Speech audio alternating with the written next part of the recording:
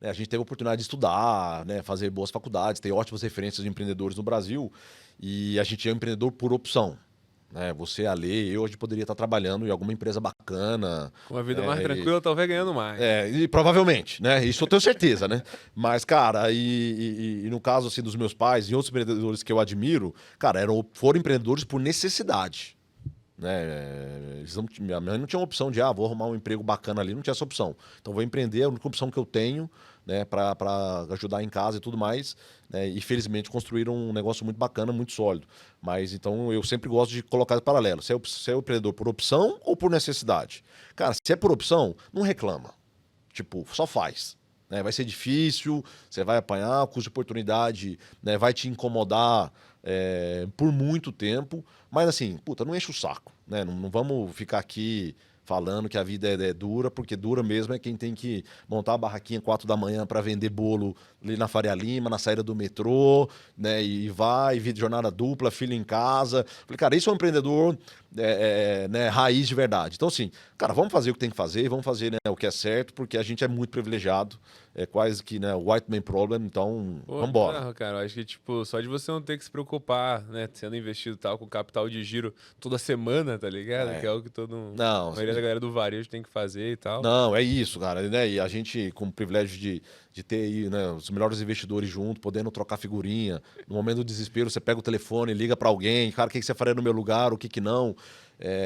Então isso faz toda a diferença. E um negócio que é muito bacana, né? Ótimos empreendedores, ótimos cases são cada vez mais próximos da gente, né, e da comunidade no Brasil. Então, como eu comentei contigo antes de começar a gravar, né? O Henrique passou por aqui, o Vitor, tipo, cara, sim, pelo amor de Deus, né? Esses caras hoje são referência no mundo, né? Não só aqui no Brasil. E eu acho que é um caminho que, né, mais brasileiros deveriam trilhar. Pô, assim espero. Espero que daqui a pouco você seja referência no mundo aí também, cara. Tudo der certo. E aí, cara, você passou na GV fazer ADM? Fiz ADM, a administração de empresas, e aí, enfim, né, a jornada padrão, Estágio? estágio, empresa júnior, Mercado financeiro? né, Não. fiz mercado financeiro, fui analista de buy side no meu primeiro job, que inclusive foi o que me aproximou muito do mundo de tech. Eu cobria numa asset que era uma das maiores assets do Brasil na época, chamava Gas Investimentos. Então eu cobria telecom e novas tecnologias, isso em 2005, 2006. Então no Brasil, o VC estava começando, o Monax estava, acho que levantando o primeiro fundo na época. Então, e nas telecoms era basicamente o oligopólio de Brasil Telecom e mais algumas.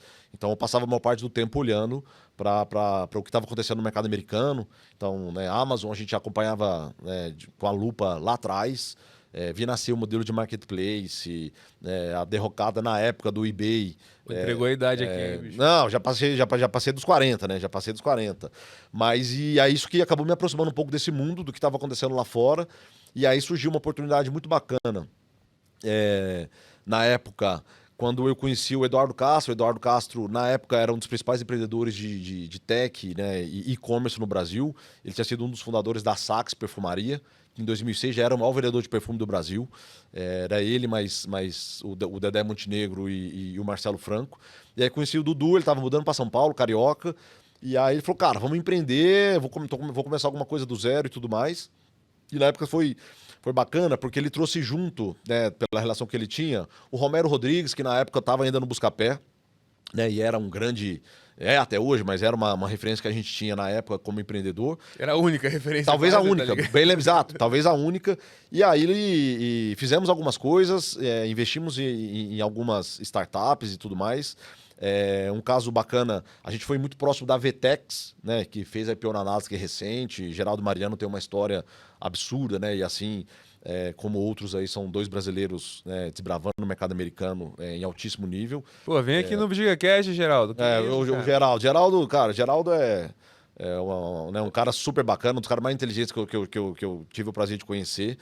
Faz uma dupla muito bacana com o Mariano, eles são quase que antagônicos, né? Então. Quem que é mais do podcast, o Geraldo ou o Mariano? Não, com certeza absoluto Mariano. Então vem o Mariano, então. Com Vem aí, certeza, Mariano. Mariano, com certeza. Ele é E o Romero também, pô. Tem que vir aqui no não, o podcast. Romero tive o prazer de encontrar recente agora, tem umas 2 semanas. E, cara, fizemos boas coisas. Eu, moleque, então eu ficava ali responsável, né, de olhar alguns modelos de negócio e tudo mais.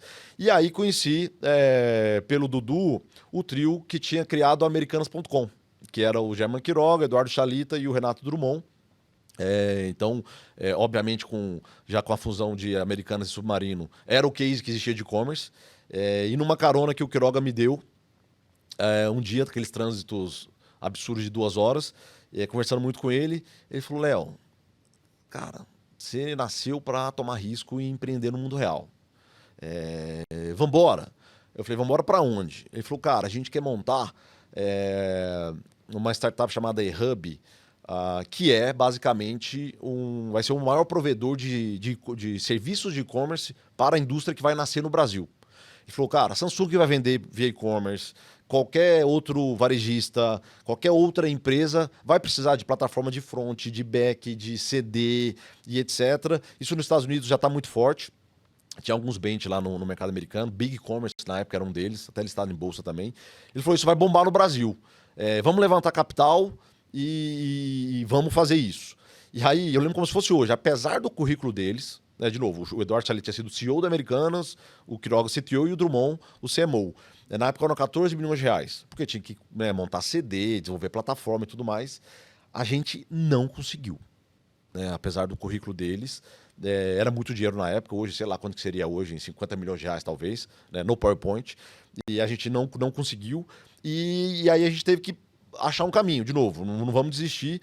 E o caminho que a gente tentou foi, vamos falar com todos os varejistas e tentar explicar para eles que e-commerce não é modismo. E-commerce veio para ficar, vai mudar o mundo, a forma de consumo.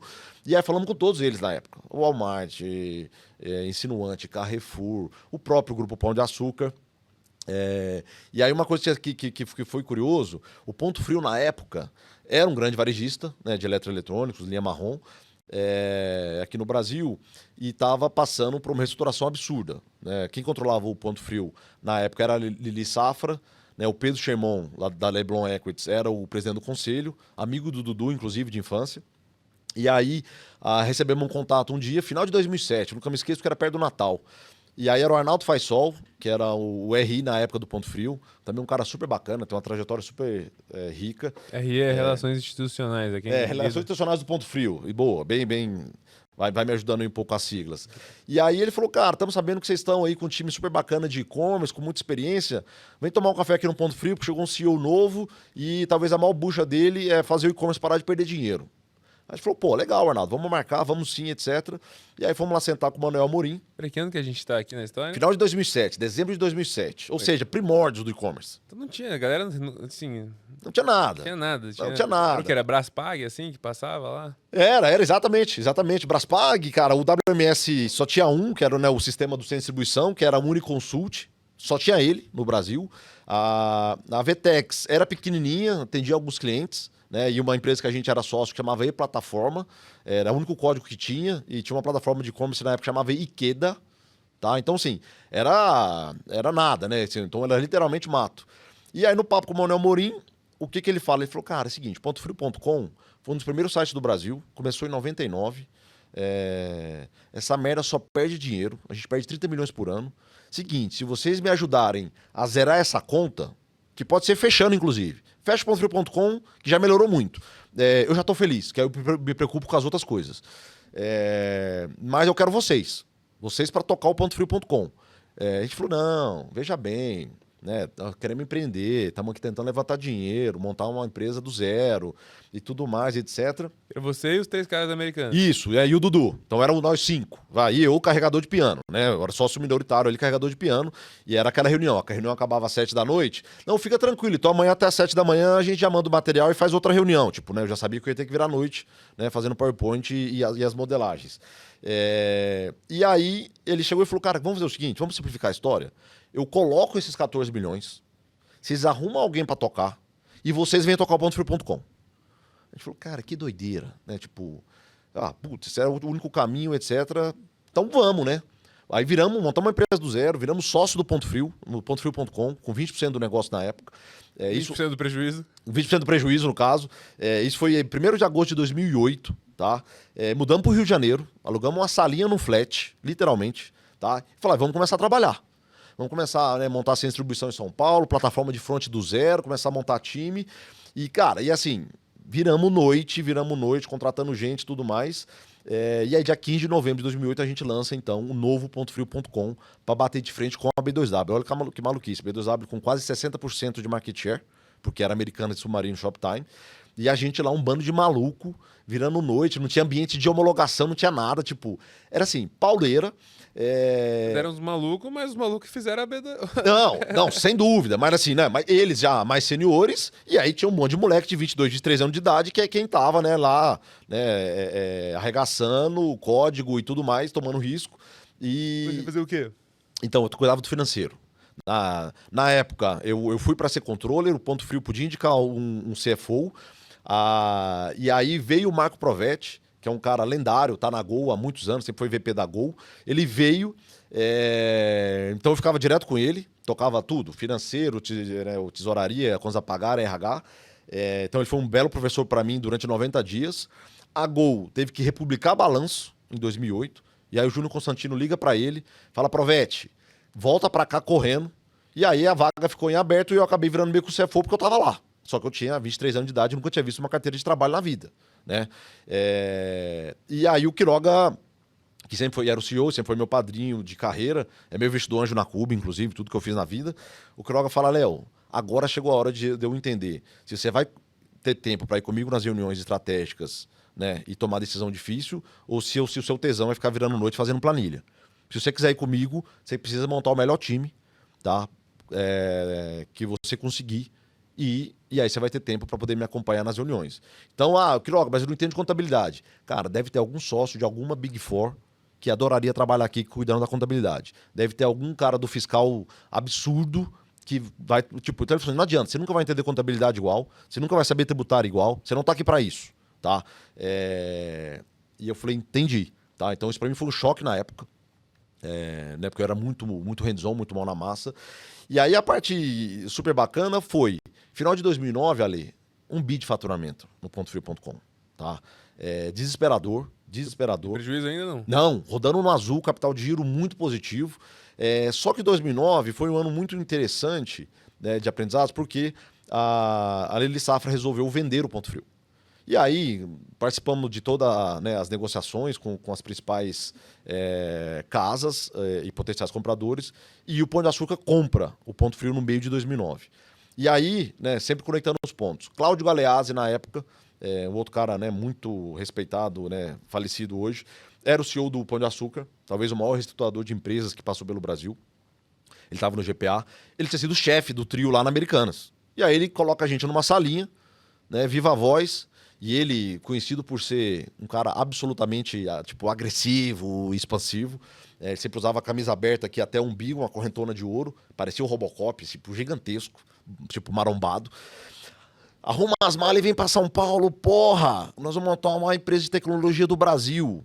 Agora vai. Seguinte, vou entregar o Extra.com para vocês, tô comprando Casas Bahia e nós vamos juntar as 3 marcas e vamos para cima de B2W. Arruma a mala e vem. A gente falou: caramba, puta que pariu, né? Agora que a gente tá achando que o pontofrio.com tava começando, vamos ter o desafio agora de assumir Extra, Casas Bahia, né? E fazer migração das 2 plataformas, etc. Pão de Açúcar não queria ter como. Pão de Açúcar não, porque como era perecível, ficou para um segundo momento, tá? O Extra não? O Extra veio, o Extra.com veio, mas não vendia alimento, tá? Era só a parte de eletro, tá? Entendi. Eletro e linha marrom. Cara, e aí, assim, eu sei que a gente acordou em São Paulo, em abril de 2010, com um escritório que era quase que um prédio inteiro ali na Vila Olímpia, com as 3 marcas já rodando, na mesma plataforma, CD integrado, capital de giro integrado, e a gente nem sabe como que a gente fez. Tanto é que quando a gente terminou toda a migração e tudo rodando, a gente falou: olha que louco, a gente não pediu R$1 pro Pão de Açúcar.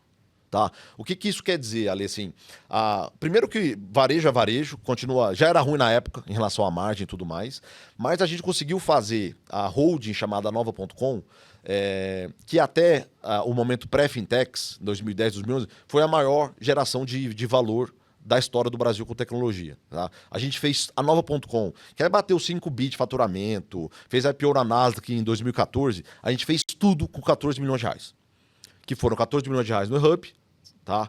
Que não aconteceu, não virou, a empresa quebrou, obviamente, né? Não tinha founder lá virando noite, então óbvio que deu errado. Essa parte é Como importante. que era essa história? Então, tipo, vocês foram tudo trabalhar lá no Ponto Não, o Frio? Ponto Frio virou a nossa vida, virou nosso filho. Tentamos contratar diferentes executivos para colocar de pé uma startup e é óbvio que deu errado. Mas ela prestava serviço pra vocês? Não, não pelo prestava menos? serviço. Era uma empresa independente. Era uma empresa independente, então tinha lá a parte de tech, de logística.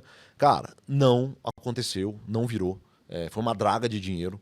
E aí um dos bons aprendizados. Cara, negócio para tirar do chão sem dono, a chance de acontecer é zero. É zero. Não É tem zero. como. Tá? Então eu tinha dinheiro, tinha. Se com dono já é baixa, né? Não, se com dono é baixa, exato, tá? Então, assim, tinha ótimos conselheiros e tinha dinheiro. Cara, se não tiver o piloto, não vai. E a da Nova, então, foi essa história, foi muito bacana ver isso acontecer. Eu fui o crachá 001, né? Eu dei entrada na conta bancária na agência do Unibanco em Botafogo. Eu fui lá 4 dias, porque o Unibanco era a agência corporate, eles não acreditavam. Chegava eu lá e, não, pontofrio.com, a gente né, temos pai rico, 80% é da Globex, do Ponto Frio. Fala, não, garoto, tipo, não, essa história não tá certa. Por que o CFO do Ponto Frio, então, não mandou um e-mail aqui pra pedir pra abrir a conta? Eu falei, cara, não dá, o cara tá, putz, já... A vida dele é uma loucura, já pedi 3 vezes, abre a conta, precisamos dar conta para operar, nós vamos ser grande um dia e tudo mais. Parte boa, 2012, a gente já tinha 30% do mercado, a gente batia de frente com o B2W, assim, absurdamente. Faturando quanto, mais ou menos? 4, 5 bi, tá? Se não me falha a memória, gerando caixa. E só que aí começa um capítulo tenso de quando você fica grande. A gente não era controlador, e foi quando intensificou a briga do GPA barra Abílio Diniz com os franceses, com o Jean Nauri, pelo controle do grupo Pão de Açúcar. E aí, cara, foi engraçado, assim, desembarcaram dezenas de franceses, a gente rodava com absoluta autonomia, né, que o Pão de Açúcar dava pra gente, especialmente pelo Caio Matter, que era presidente do nosso conselho e era o braço direito do Abílio, sempre foi. Então o Caio dava muita liberdade e autonomia. O próprio Abílio tinha uma visão muito moderna e atualizada, né? O Abílio sempre foi um cara de visão privilegiada. Mas Shape privilegiado também. não, sempre, né? Sempre. Não, ele sempre foi um cara... Tive pouco contato com ele, mas... O contato que teve foi top. Cara, inspirador, tá?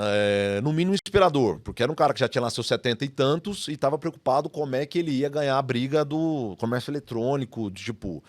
cara, assim, depois de ter feito tudo que ele já fez com 70 e poucos anos, você ter esse tipo de ambição é algo realmente muito bacana. E aí começou a briga dos franceses, cara, e aí o negócio degringolou. Tá? E aí o negócio foi por água abaixo.